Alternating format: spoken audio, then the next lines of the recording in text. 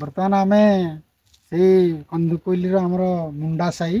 अच्छा मुंडा साही रे सब को संप्रदाय लोक अच्छा सब सारे कथाटा कौन आम आदिवासी एरियाटा आदिवासी एरिया कंध एरिया तापर आमर जो 50 घर अच्छी आमर जो अष्टम श्रेणी जाए जो स्कूल अच्छी कैमेरा को हाँ स्कूल अच्छी तापर आमर जो छुए पिला माने जाई पाना गमनागमन करने की बहुत असुविधा पुलटा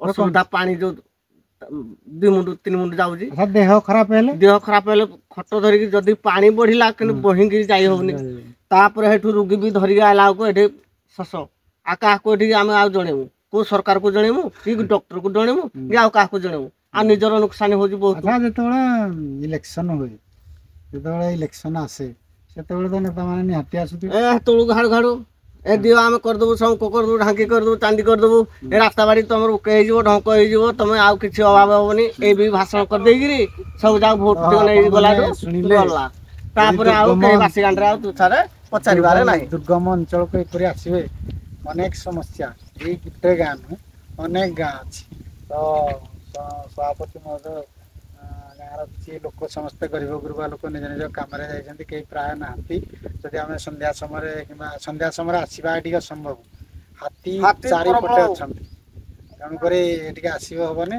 आम ये टाइम आसु तो अन्य किसी लोक अच्छा जड़े मौसी अच्छा सागर कथबार्ता हवा। मौसी तुम ना कौन कहला? मो ना नंदिनी प्रधान। नंदिनी प्रधान सब आदिवासी श्रेणी सब आदिवासी लोक। अच्छा केते घर ये अच्छा? आमे मुंडा साई नाबेड़ा खोल में सिग्ना 50 घर 50 घर। अच्छा तुमरो कौन सब असुविधा अछि?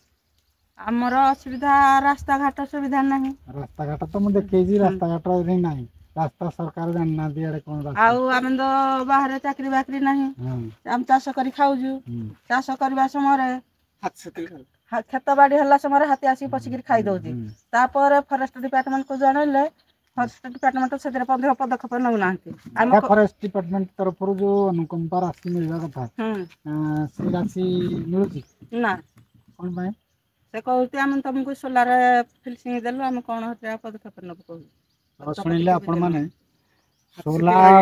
सोलार देला परे डिपार्टमेंट फॉरेस्ट डिपार्टमेंट भावजे हमर काम सला सोलार भांगी हाथी माने जो परिश्रम करी गरीब लोक चाष करती ताको मध्य नष्ट कर दियंती तारा ये लोक जीवे कुआडे एठे काम नाही ना एठे कल कारखाना अच्छी यातायातर सुविधा नाही स्कूल सुविधा नाही स्वास्थ्य अवस्था शुणिले आपण माने सभापति ठारू स्वास्थ्य हेले खटिया उठे नवा पड़ुची तो देश केते आकू गलानी जिते सब सरकार अच्छी यदि टीवी रे न्यूज रे देखिए ताहले आमे अमका करदेलु गरीब आउ नहांती ग्रामीण उन्नति हो जाइए 22 मसीहा सुधा चाल रही छपर चाल रही तो आप सामने आम कौन कोठा घर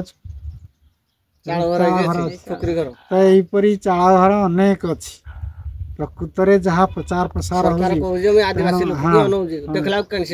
आदिवासी लोकों सरकार समस्ते ना ना रे भोट नौ जो इलेक्शन आसूसी गाँव को आसुच्च सब प्रतिश्रुति प्रतिश्रुति देला जो इलेक्शन सरी जाऊँगी आपण मैंने जदि सरपंच को जी ना से शुणुना ना जिला परिषद कथा शुणुं कहीं शुणुना तो यहीपरी अवस्था अच्छी विचार आपण मैंने करेंगे तो आउ जन सागर कथबार्ता करवा झील आसलु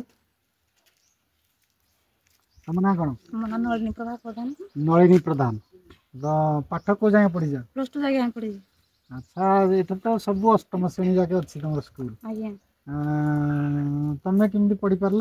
मु एठू गाँ रही अष्टम जाए पढ़ली अष्टम पढ़ी सारा पर मु अंतलिया जाई रही 2 वर्ष पढ़ली सेठू पढ़ी सारा तो मोर आगु जापाई कौन सुविधा कौन अच्छी कोड खोजली प्लस 2 मु बड़केरा कली बड़केरा केमती जीवा आसिया कर बड़केरा जने पीसी जने अछंती तांको घर रही जीवा आसिया करे तो जदि कार बंधु बांधव थाई पारंती आउ तुम बापा बोधे आज्ञा तुम ना कौन कहल? मो ना नरेश जाऊ जंगल भितर एत असुविधा निजर झील को कम से कम प्लस 2 पर्यंत पाठ पढ़ाई तेणु आपन को धन्यवाद यही लोक जदि रे ये अंचल जदि पाठ साठ पढ़ा एजुकेटेड लोक हे कम से कम झील बर्तमान समस्या कहीपर सोशल मीडिया से कौन जानी ତ ତେଣୁକରି ଏଇଭଳିଆ ସମସ୍ତଙ୍କୁ କହିବ ସମସ୍ତେ ପିଲାମାନଙ୍କୁ ପାଠ ପଢ଼ାଇବେ।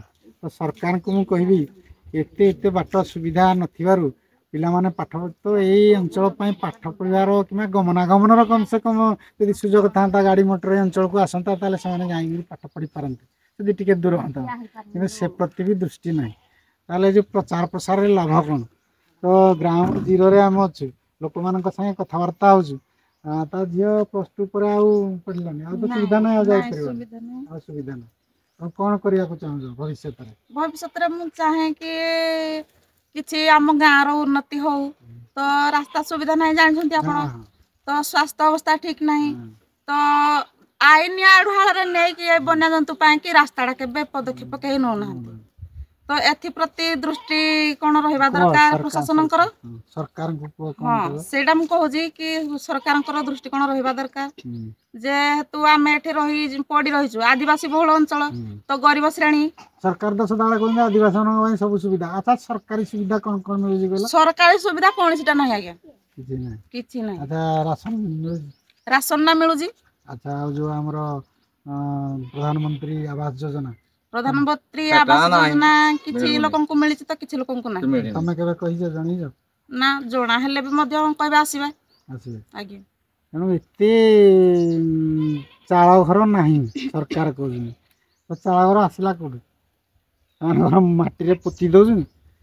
ଆପଣମାନେ ତ ଦେଖିଲେ। ଆଉ ଆଜ୍ଞା, ଏ ନାଳ ଗୁଡ଼ା ଯୋଗୁଁ ତ ଆମ ଛୁଆ ପିଲାମାନେ ପଢ଼ି ଯାଇପାରୁନାହାନ୍ତି। ଆମେ ସକାଳୁ ସବୁଦିନ ନେଇ ଦେଉଛୁ 9ଟା 9:30 ବେଳକୁ ଛୁଆମାନଙ୍କୁ ଧରିକିନା ତ କାଖ କନା ନେଇ ଦେଉଛୁ ବୋହିକିନା। ଆଉ ଏଇ ପୁଲିଆଟା ତ କେବେ ହେଇପାରୁନି। ସବୁଦିନ ରୋଜଗାର ଠିକ ଅଛି, ରୋଜଗାର ରୋଜଗାରରେ ଆଉ କ'ଣ, ସବୁ ତ ହାତୀ ଛୁତିରେ ଯାଉଛି। ଯୋଉ ଯାହା ବାଡ଼ି ଫସଲ ବାଡ଼ି ଯାହା କରାଯାଇଛି, ଯାହାର ଜମି ବାଡ଼ି ଅଛି ସେ କିଛି କିଛି ତ ଚାଷ କରୁଛି। ବାକି ଯାହାର ଜମି ବାଡ଼ି ନାହିଁ ସେମାନେ କ'ଣ କରନ୍ତି? ସେମାନେ କ'ଣ କରନ୍ତି? ଯୋଉମାନଙ୍କର କୁଆଡ଼େ ସବୁ ଯାଉଛନ୍ତି। ତ ମୁଁ ହାଇଦ୍ରାବାଦରେ ଥିଲି, ଭିଡ଼ିଓ କରିଥିଲି କିଛି ଓଡ଼ିଆ ଲୋକଙ୍କର। ଆପଣମାନେ ଜାଣନ୍ତୁ କ'ଣ ପାଇଁ ସେମାନେ ଯିବାକୁ, ଏଠି ଯେହେତୁ କାମ ନାହିଁ ବାଧ୍ୟ ହେଇ ସେମାନେ ହାଇଦ୍ରାବାଦ, ବାଙ୍ଗାଲୋର, ବମ୍ବେ, ଦିଲ୍ଲୀ ସବୁ ଯିବେ। ସେ ଜାଗାରେ ବି ଅନେକ ସମସ୍ୟା, ବହୁତ କଷ୍ଟରେ ସେମାନେ ଯାଆନ୍ତି। ଜଣେ ଜଣେ ବି ସେଠି ମୃତ୍ୟୁବରଣ କରନ୍ତି, ତାଙ୍କ ଲାଶ ବି ଯାହାକୁ ଆସିପାରୁନି। ତ ଏଇଭଳି ପରିସ୍ଥିତି। ଆଉ ଟିକେ ମୁଁ ଗାଁର କଥା ହେଇ ସଭାପତିମାନଙ୍କ ସାଙ୍ଗରେ ସମସ୍ତେ, ମୋତେ ଗାଁ ଟିକେ ଦେଖିବ, ଗାଁର ଦେଖିବା। ଆଉ ଲୋକମାନେ ବି ପରିବେଶ ଦେଖନ୍ତି, ପରିବେଶ ଅତି ସୁନ୍ଦର, ପରିବେଶର ଜଳବାୟୁ ଶୁଦ୍ଧ। କିନ୍ତୁ ଶୁଦ୍ଧ ଜଳବାୟୁ ଭିତରେ ଯେଉଁ ସବୁ ଗରିବ ଗୁରୁବା ଲୋକ ଅଛନ୍ତି, ଆଦିବାସୀ ହରିଜନ ଶ୍ରେଣୀର, ତାଙ୍କୁ କାହାର ଦୃଷ୍ଟି ନାହିଁ। ତାଙ୍କର ପରିସ୍ଥିତି ଅନେକ ଖରାପ। ଅର୍ଥନୀତି କଥା କହିଲେ ତାଙ୍କ ପାଖରେ ପଇସା ନାହିଁ। ଯଦି ଗୋଟେ ବଡ଼ ଜ୍ୱର ହେଲା ତାଙ୍କ ମେଡ଼ିକାଲ ପାଇଁ ପଇସା ନାହିଁ, କି ମେଡ଼ିକାଲ ଯିବା ପାଇଁ ସୁବିଧା ମଧ୍ୟ ନାହିଁ ଖଟିଆରେ। ତ ଆପଣମାନଙ୍କର ବିଚାର, ଭିଡ଼ିଓକୁ ଅଧିକରୁ ଅଧିକ ସେୟାର କରିବେ, ଲାଇକ୍ କରିବେ, କମେଣ୍ଟ ମଧ୍ୟ ଦେବେ। ଆପଣମାନେ ଯଦି ଚାହିଁବେ ଆପଣମାନଙ୍କର ଭଲ ପାଇବା ମିଳିବ, ତାହେଲେ ଆମେ ଆହୁରି ଏହିପରି ଭିଡ଼ିଓ ଆପଣମାନଙ୍କ ପାଇଁ ପ୍ରସ୍ତୁତ କରିବି। ଗୋଟିଏ ଗୋଟିଏ ଭିଡ଼ିଓ କରିବା ପାଇଁ ଆମକୁ ଅନେକ ପରିଶ୍ରମ କରିବାକୁ ପଡ଼ୁଛି। ତ ବିଚାର ଆପଣଙ୍କର। ତ ଚାଲନ୍ତୁ ଯିବା ଗାଁ ମୁଁ ଦେଖେଇବି।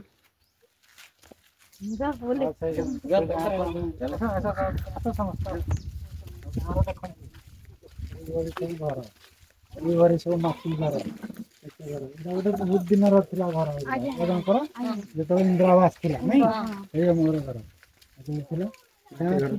ଆମର ରାସ୍ତା ଦେଖନ୍ତୁ, ଏଇভাবে କଂକ୍ରିଟ ହେଇଯିବ ଦେଖିକି, ତାପରେ ରାସ୍ତା ଦେଖନ୍ତୁ।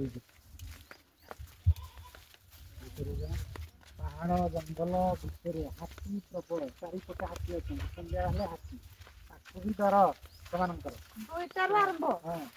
ହଁ, 2ଟା 2.5ଟା ଭିତରେ ଏଇ ଜଙ୍ଗଲକୁ ଆସନ୍ତି ହାତୀ। ଆଉ ଏଇ ଯେଉଁ କିଛି ଚାଷ କରନ୍ତି ତାକୁ ବି ନଷ୍ଟ କରି ଦେଇଯାଆନ୍ତି। ନହେଲେ ସେମାନେ ଚଳିବେ କେମିତି? ତାଙ୍କ ପାଇଁ କାହାର ଦୃଷ୍ଟି ନାହିଁ। କୌଣସି ପ୍ରଶାସନ ପଦକ୍ଷେପ ନେଉନାହାନ୍ତି, ଦୃଷ୍ଟି ଆକର୍ଷଣ କାହାର ବି ନାହିଁ। ତ ସଦର ମହକୁମା ଠାରୁ ଏଇଟା ଅଳ୍ପ ବାଟ। ଯଦି ଅନୁଗୁଳ କଥା କହିବା, ଅନୁଗୁଳରୁ ମାତ୍ର 30 କିଲୋମିଟର ହବ, 20-30 କିଲୋମିଟର। ଯଦି ଅନୁଗୁଳ ସହରରୁ 30 କିଲୋମିଟର ଭିତରେ ଏହିପରି ଗାଁ ସବୁ ଅଛି, ତ ଆହୁରି ଦୁର୍ଗମ ଅଞ୍ଚଳରେ ବହୁତ ଗାଁ ଅଛି। ତ ତାଙ୍କର ଅବସ୍ଥା କେମିତି ହେଇଥିବ? ତ ଯାହା ହଉ, ବଣ ଭିତରେ ଯେଉଁଟା ମଲ୍ଲି ଫୁଟନ୍ତି, ସେଇଭଳି ଜଙ୍ଗଲ ଭିତରେ ଜଣେ ଝିଅ ନା ଆଉ ଥରେ କହିଦେଲ। ନଳିନୀ ପ୍ରଭା ପ୍ରଧାନ। ହଁ ନଳିନୀ ପ୍ରଧାନ ନଳିନୀ ପ୍ରଧାନ ଆଜ୍ଞା ନଳିନୀ ପ୍ରଧାନ ସେ ବହୁତ କଷ୍ଟ କରି କମ ସେ କମ +2 ପାଠ ପଢିଛି। ଯଦି ଏମିତି ସରକାରଙ୍କର ଯୋଜନା ଥାନ୍ତା ଆଦିବାସୀ ହରିଜନଙ୍କ ପାଇଁ ସେ କୋଉଠି କମ ସେ କମ ଯଦି ଚାକିରି କରିପାରନ୍ତେ ତାହେଲେ ସେଇ ଅଞ୍ଚଳର ସମସ୍ୟା ମଧ୍ୟ ଜଣାନ୍ତେ ଆଉ ଏ ଲୋକମାନେ ବି ତାଙ୍କଠୁ ଶିଖନ୍ତେ ଆଉ ଦି ଅକ୍ଷର ବି ମଧ୍ୟ ପାଠ ପଢିବା ପାଇଁ ଇଚ୍ଛୁକ ହୁଅନ୍ତେ। ଯଦି ସେ ଘରେ ବସିବେ ପାଠ ପଢି ତାହେଲେ ଲୋକ କହିବେ ଏତେ ଖର୍ଚ୍ଚ କରି ପାଠ ପଢିଲୁ ଲାଭ କଣ। ତେଣୁ ସରକାର ଏଥିପ୍ରତି ମଧ୍ୟ ଟିକେ ଧ୍ୟାନ ଦଉନାହାନ୍ତି ତ ଆସନ୍ତୁ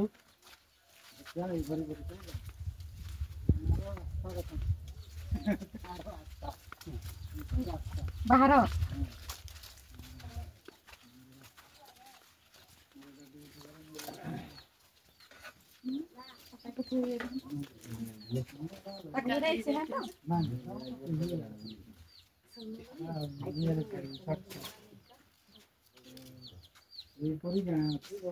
ଏପରି ଜଙ୍ଗଲ ପାହାଡ଼ ଭିତରେ ଗାଁ ଅନେକ ଅଛି ସମସ୍ତଙ୍କର ଅବସ୍ଥା ଖରାପ।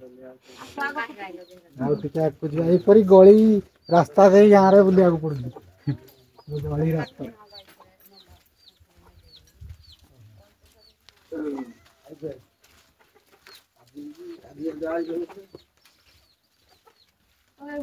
ପ୍ରୋବ୍ଲେମ ଫେସ୍ କରିବା ପାଇଁ ପଡୁଛି ଆଉ।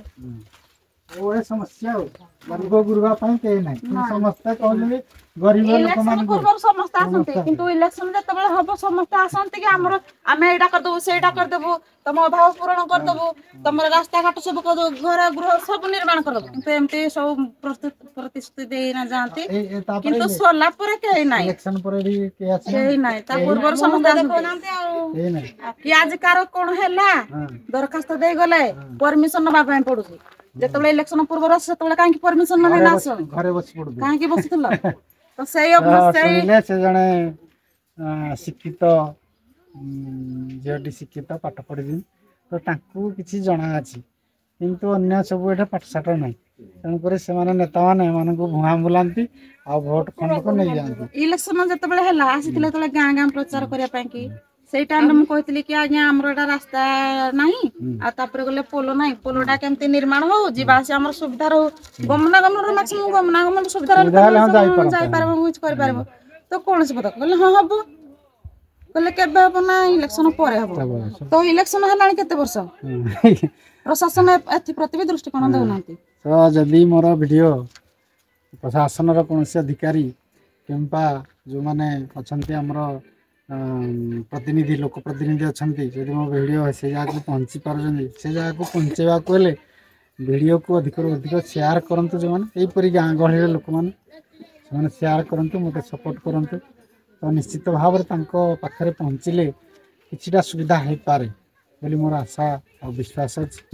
ତ ଆଜି ଗାଁ ଦେଖିଲେ ଆଉ ଗୋଟିଏ ଗାଁ ସେଇ କନ୍ଦୁକୁଲି ଗାଁର ମୁଣ୍ଡା ସାହି ତ ଆଉ ଥରେ ମୁଁ ଧନ୍ୟବାଦ ଦେବି ନଳିନୀ ପ୍ରଧାନ ତମେ ବି ବତାଅ ସମସ୍ତଙ୍କୁ ପାଠ ପଢ଼ନ୍ତୁ ଏଜୁକେଟେଡ୍ ହୁଅନ୍ତୁ ଏଜୁକେଟେଡ୍ ହେଲେ କମ ସେ କମ ଜାଣିବେ ଆଉ ଚେଷ୍ଟା କର କେଉଁଟେ ଚାକିରି ପାଇଁ ଚେଷ୍ଟା ଜାରି ରଖ ହଁ କେଉଁଠି ଯଦି ମିଳିବ ତାହେଲେ ତମେ ଗୋଟେ ଉଦାହରଣ ହେଇଯିବ ତ ତମକୁ ଦେଖି ଅନ୍ୟ ପିଲାମାନେ ପାଠ ପଢ଼ିବେ। ତ ଆଜି ପାଇଁ ଏତିକି ପୁଣି ଆଉ ଗୋଟେ ଏହିପରି ଭିଡ଼ିଓରେ ଆପଣମାନଙ୍କ ସହ ସାକ୍ଷାତ ହେବ। ନମସ୍କାର ଜୟ ଜଗନ୍ନାଥ ଜୟ ହିନ୍ଦ।